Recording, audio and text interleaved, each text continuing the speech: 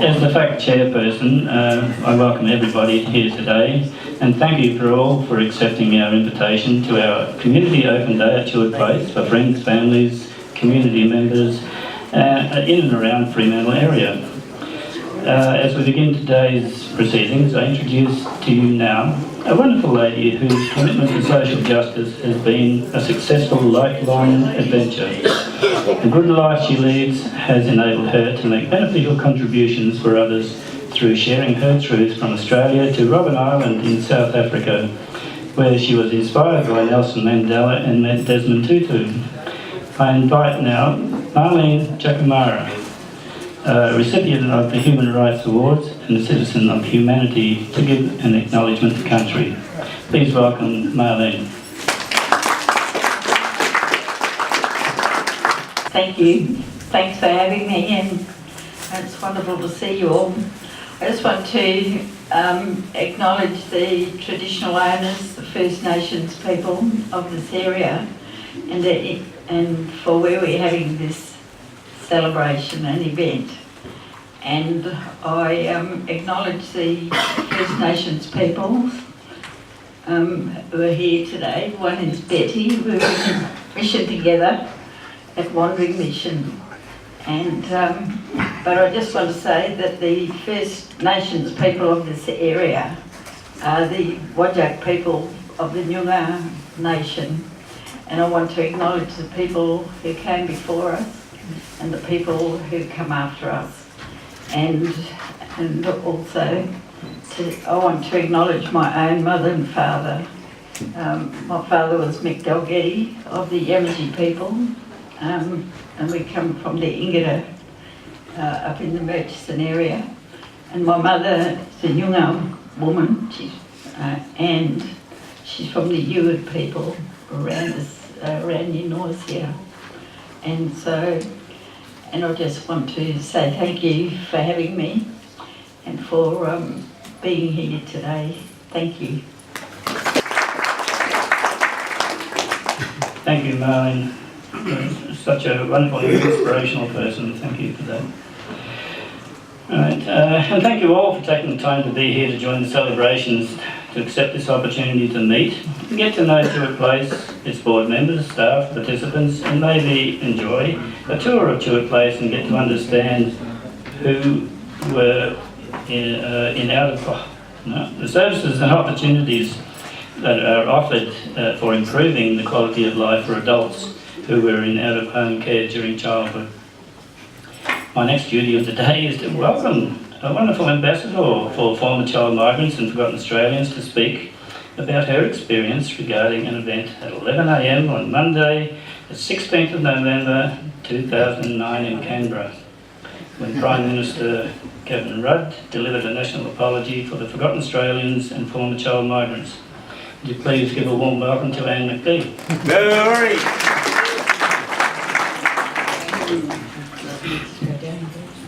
On November 16, 2009, the federal government made a formal apology to child migrants and forgotten Australians in Canberra. Although I wasn't given a free travel, I felt that I needed to be in Canberra for the once-in-a-lifetime event. I caught up with a school friend and we went to the hotel where a few events were held. There was a dinner on the eve prior to the apology with a few politicians coming to meet and greet us. I had a quick chat to the opposition leader, Malcolm Turnbull, and gave him a poem I had written on child migration. Not too sure if he read it all, but I felt I needed to pass it on to somebody, and he graciously accepted it. I've always thought that what was done to child migrants was kidnapping on a grand scale. The day of the apology was quite amazing. We were treated with such kindness and compassion. It was lovely to see and experience. The apology itself, made by the Prime Minister and the opposition leader, was very, very moving. The stories told on the day were very sad that one couldn't help but shed a tear from lives that had been so cruelly treated. At last, the government owning up and apologising for past wrongs. The event was televised worldwide, and I was taken aback when some relatives in Ireland saw me in the crowded room. 12 months later, I was privileged to be present in London when the British government made their apologies to child migrants, which I thought was long overdue. Present at that apology were 2 of my siblings from Ireland, which made it more special. Now, on the finishing note, I'd like to recite the poem which I gave Malcolm Turnbull. They did not know what lay in store, holidays abroad to far distant shores, yet in their memories, as often recalled, brothers, sisters and friends, what's more, where are the families that they once had back in their homelands? How very, very sad. Hundreds of children crossing the date line, holidays and memories lasting a lifetime.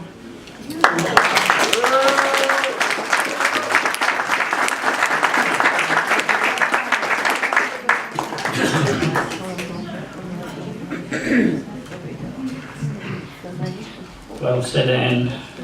And yes, the flag does raise a lot of emotions when it was.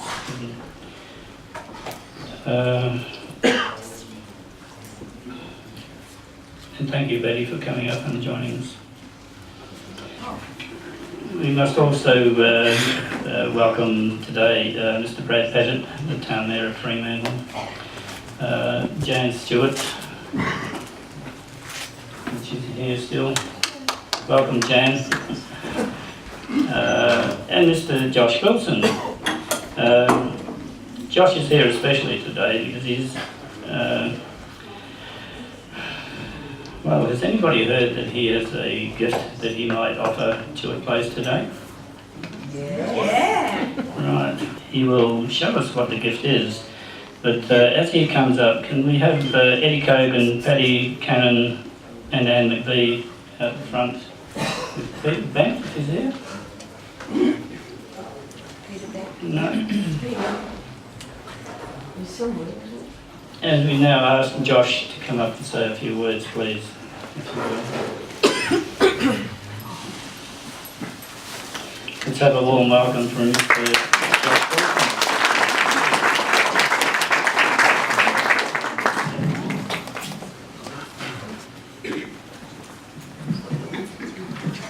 Thank you, Ron, and Anne, thank you for that beautiful testimony and poem. I'm a new Member of Parliament. I'm the federal member for Fremantle. I don't get to spend too much time with the Prime Minister. He sort of passes me in the corridor, but at the first opportunity, I'll remind him of the fact that you gave him that poem and that you read it out. And I know that he actually spoke very movingly in the debate around the apology, and I'm sure that it'd be meaningful to him. So look, thank you, Ron, Philippa, and all the board members. It's a privilege to be here at this important community organisation. And I also acknowledge that we're here on the land of the Whadjuk Noongar people. I grew up in Fremantle, and so I know how important social justice and social inclusion is in Fremantle, and there's no more important guarantor of social justice and social inclusion than Tuart Place.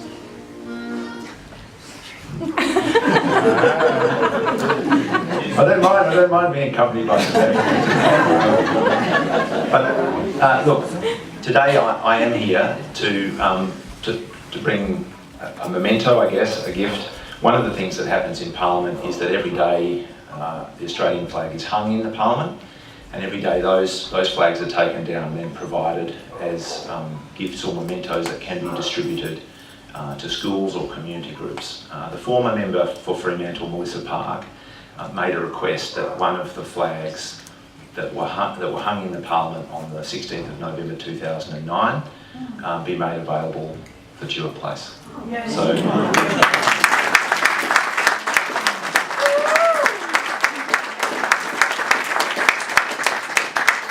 I'd be very happy to present that flag today. It was an incredibly important and long-awaited and emotional and momentous recognition on that day of the fact that, as a nation we failed some of the most vulnerable people in our care. Melissa Park, the former member for Fremantle, said on that day, "I rise to support this apology to the forgotten Australians and to former child migrants on behalf of the people of Fremantle, and I add my personal apology as a member of this place. The apology that this National Parliament has given today is certainly not made before time, and I understand that it's very welcome throughout the care leaver and child migrant support community. It's hoped that this act of saying sorry will give some comfort and perhaps some additional closure to those who have suffered while in care, and there will also be the springboard for concrete measures to alleviate the ongoing pain and difficulties they continue to experience. There is no greater act of responsibility, there is no heavier weight of care, and there is no larger placement of trust than that which exists in undertaking the care and custody of children who are without the benefit of a secure and capable and loving family. A society's capacity to look after children who find themselves in those circumstances is one of the best measures of its compassion, of its commitment to a broad safety net for the protection of the vulnerable and the disadvantaged, and of its principles of social responsibility and social justice." At the end of the debate, the Prime Minister said, "Today and from this day forward, it's my hope that we will be called the remembered Australians." Through my work with Melissa Park, I was fortunate to meet and come to know Laurie Humphries, and he made an incredible contribution to community life here in Fremantle and Coburn, and of course, without Laurie and his work with FACT, we wouldn't have Tuart Place. When, at the risk of pushing myself over the emotional edge, when Laurie died, Melissa made some remarks in Parliament to recognise his life and work. Melissa talked about how Laurie Humphries helped her understand what had happened for the forgotten children. Laurie, through his life, his fortitude and his testimony, he was one of thousands of children who were badly let down by our institutions and policies here in Australia at the time. But he transcended that hardship and neglect, and he lived a life full of generosity, full of dedication to his community and family. We miss him and we remember his amazing life. So again, thank you for having me here as your guest today. I hope that this flag is something that makes that connection with what you experienced, and the long overdue and much needed apology to the forgotten children, the remembered children of Australia, and especially for all the people, all of you, and the people who make this the sort of the beating heart of social justice and social inclusion in Fremantle. Thank you.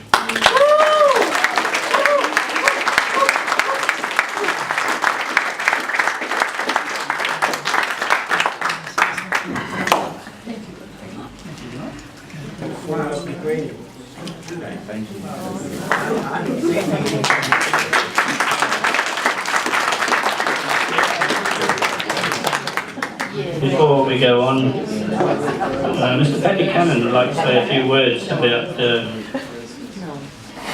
something he'll tell you about it. Well, Paddy. Go, Paddy. Well, Paddy. Firstly, I'd like to say thank you, Josh Wilson, the Federal Member for Fremantle, for making the gesture he's made today on behalf of all of us.